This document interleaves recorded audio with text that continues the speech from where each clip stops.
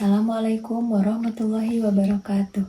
Perkenalkan, nama saya Fani Alfiani dengan nomor induk mahasiswa 857517668.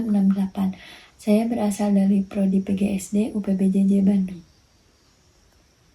Kali ini saya akan membuat video praktikum IPA yang terdapat pada modul 7 kegiatan praktikum 1, yaitu percobaan pemantulan cahaya. Tujuan praktikum ini ialah menjelaskan sifat-sifat cahaya dan sifat-sifat bayangan yang dihasilkan oleh cermin. Alat dan bahan yang sudah saya siapkan ialah cermin datar, cermin cembung, cermin cekung, lampu senter, busur derajat, kertas putih, lilin, layar putih, penggaris, dan yang terakhir ada sisir sebagai celah cahaya. Percobaan yang pertama adalah pemantulan pada cermin datar.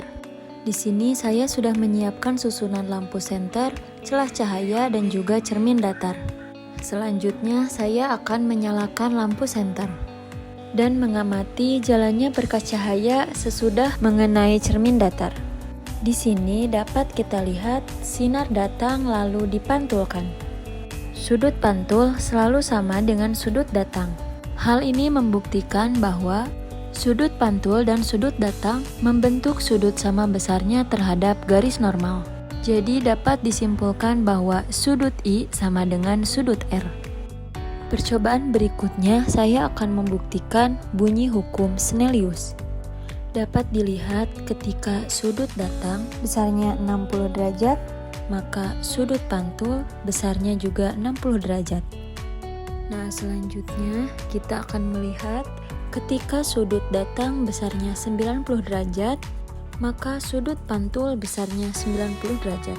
Ketika sudut datang atau I besarnya 30 derajat, maka sudut pantul atau R besarnya 30 derajat. Ketika sudut datang atau I besarnya 60 derajat, maka sudut pantul atau R besarnya juga sama 60 derajat.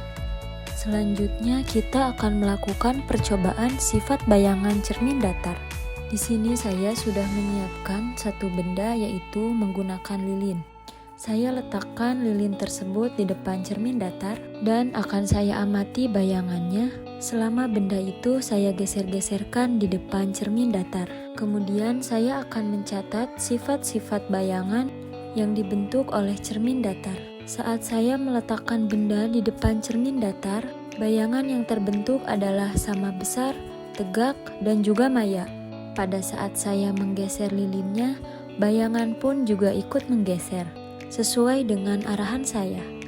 Ketika saya dekatkan, bayangan juga ikut mendekat. Ketika saya jauhkan, bayangan juga ikut menjauh. Lalu, ketika saya ukur menggunakan penggaris, jarak antara lilin dan cermin sama dengan jarak antara bayangan dan cermin. Di sini jaraknya sama, yaitu 10 cm. Jadi, bayangan pada cermin datar adalah maya, tegak, dan sama besar.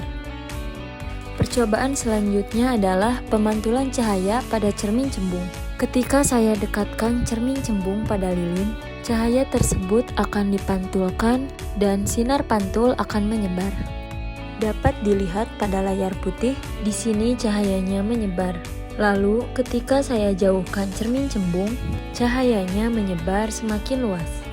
Jadi, sifat bayangan cermin cembung adalah maya, tegak, dan diperkecil.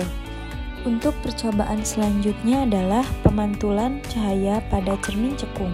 Ketika saya dekatkan cermin cekung ini di depan lilin, dapat kita lihat cahayanya terkumpul dan terfokuskan pada satu titik.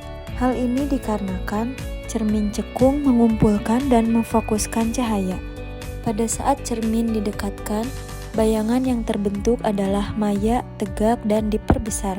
Pada saat cermin dijauhkan, cahaya yang terbentuk adalah nyata, terbalik, dan diperkecil. Kemudian, pada saat cermin cekung berada di tengah-tengah, bayangan yang terbentuk adalah nyata, terbalik, dan diperbesar. Selanjutnya, saya akan melakukan pengukuran jarak benda dan jarak bayangan pada cermin cekung. Untuk pengukuran yang pertama, jarak bayangan dengan lilin adalah 10 cm. Sedangkan jarak antara lilin dengan cermin adalah 5 cm. Pada pengukuran kedua, saya sudah mengubah jarak lilinnya. Setelah saya ukur, jarak antara bayangan dengan lilin di sini adalah 12 cm. Lalu, untuk jarak lilin dengan cermin, pada saat saya ukur jaraknya adalah 6 cm. Pada percobaan berikutnya, saya akan menjauhkan cermin sampai bayangan tidak terlihat atau tidak tampak pada layar. Selanjutnya, saya akan ukur jarak antara layar dengan cermin sampai bayangannya tidak terlihat. Setelah saya ukur, ternyata jaraknya adalah 30 cm. Di sini sudah terlihat bahwa tidak ada bayangan yang tampak pada layar putih. Selanjutnya, saya mengukur di jarak 34 cm dan bayangan tidak tampak pada layar putih. Selanjutnya, saya jauhkan cerminnya lagi di jarak 36 cm. Nah, di sini bisa kita lihat bahwa pada layar putih tidak tampak bayangan. Dan saya akan jauhkan lagi cerminnya di jarak 38 cm. Di layar putih bisa kita lihat bahwa tidak tampak ada bayangan.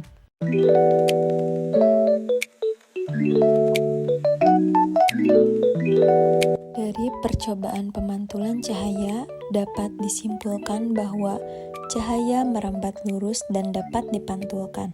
Pada cermin datar, bayangan yang terbentuk adalah bayangan maya tegak dan sama besar. Pada cermin cembung, bayangan yang dihasilkan selalu maya tegak dan diperkecil. Sementara itu, cermin cekung dapat menghasilkan bayangan yang nyata dan terbalik bila benda berada di luar titik fokus. Tetapi dapat menghasilkan bayangan maya tegak dan diperbesar bila benda berada di dalam titik fokus. Hasil ini menunjukkan bahwa setiap jenis cermin memiliki cara pemantulan cahaya yang berbeda-beda, sehingga menghasilkan bayangan dengan sifat berbeda-beda.